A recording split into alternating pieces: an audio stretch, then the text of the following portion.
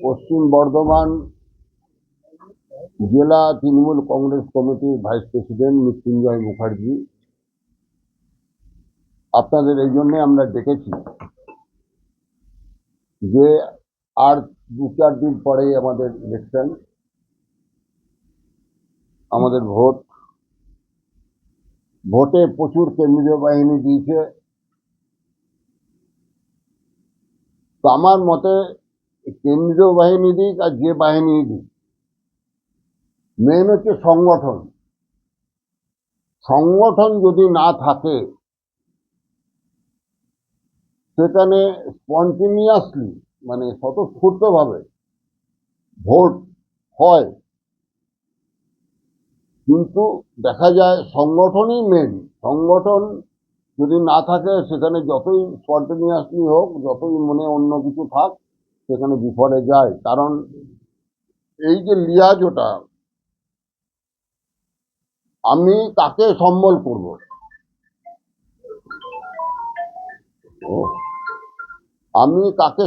করব, যে আমার পাশে সারাক্ষণ থাকবে 24 ঘন্টা। আজকে আমার ডাক্তারের প্রয়োজন, আমার মনে আছে কিন্তু অন্য ছাপ, কিন্তু আমার ডাক্তারের প্রয়োজন, অন্য ছাপ এসে আমাকে সহযোগিতা করছে। আমার বাড়িতে প্রবলেম, অন্য ছাপ এসে আমাকে সহযোগিতা করছে।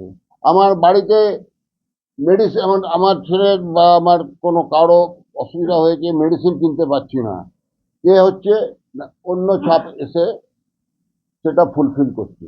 এই যে ব্যাপারগুলোর জন্যেই যে অন্য ছাপ, যার কথা বলছি, মানে আমি তৃণমূলের কথাই বলছি, যে তৃণমূল ছাপ যে সবসময় মানুষের পাশে থাকছে এবং মানুষের নির্ভরশীলতা হয়ে থাকছে, যে তৃণমূল ছাড়া আর কোনো উপায় নেই, কেউ শেল্টার দিতে পারবে না। আমার শেল্টার তৃণমূল কংগ্রেস, আমার শেল্টার কিন্তু অন্য কেউ নয়।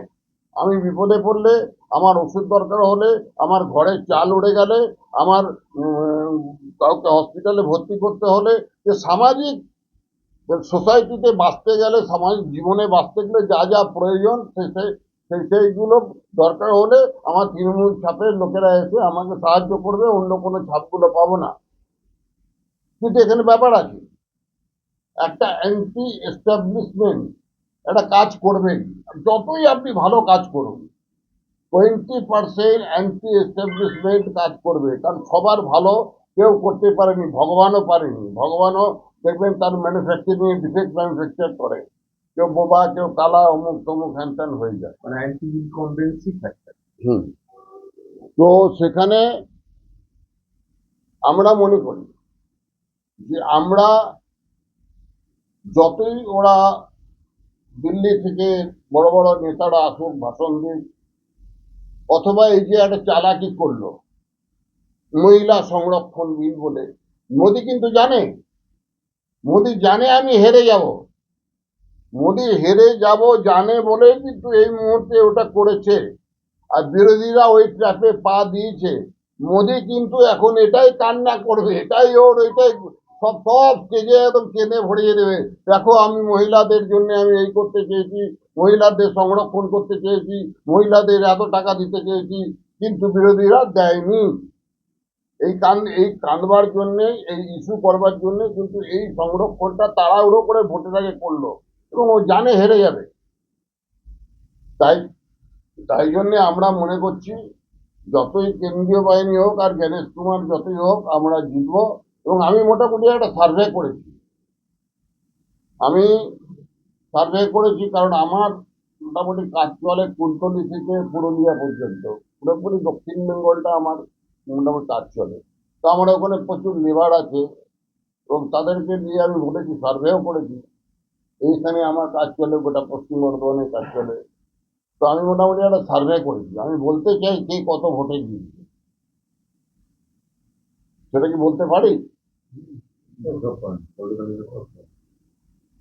আমি এই জন্য বলতে চাই যে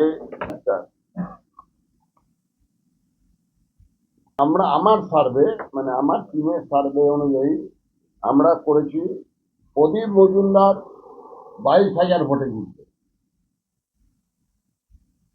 কনস্টিটিউয়েন্সিটা বল। দুর্গাপুর পশ্চিম, এটা সবাই জানে। আচ্ছা, তারপরে হচ্ছে কবি দত্ত 20,000 ভোটে জিতবে। তারপরে हरे राम सिंह, उनको मिलेगा 5,000 वोट से जीतेगा। नरेंद्र नाथ दत्त 33,000 ভোটে জিতবে। এই নরেন্দ্রনাথ চক্রবর্তী। বিধান উপাধ্যায় 40,000 ভোটে জিতবে। কালো বরণ মন্ডল 10,000 ভোটে জিতবে। অভিজিৎ ঘটক 8,000 ভোটে জিতবে। তাপস ব্যানার্জি 6,000 ভোটে জিতবে। মলয় ঘটক 18,000 ভোটে জিতবে।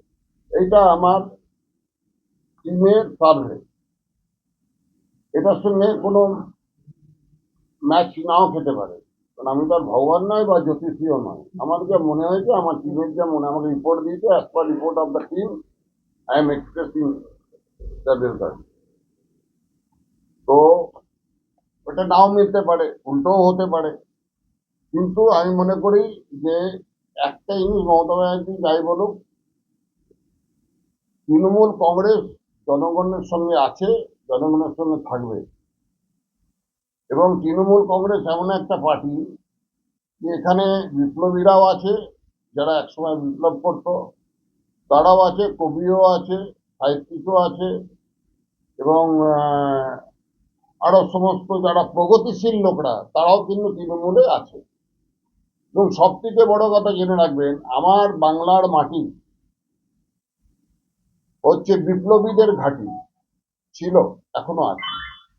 আমার বাংলার মাটি ক্ষুদিরামের মাটি, আমার বাংলার মাটি মাতঙ্গিনী হাজরার মাটি, আমার বাংলার মাটি সুভাষচন্দ্র বোসের মাটি, আমার বাংলার মাটি মাস্টারদা সূর্য সেনের মাটি, আমার বাংলার মাটি বিনয় বাদল দীনেশ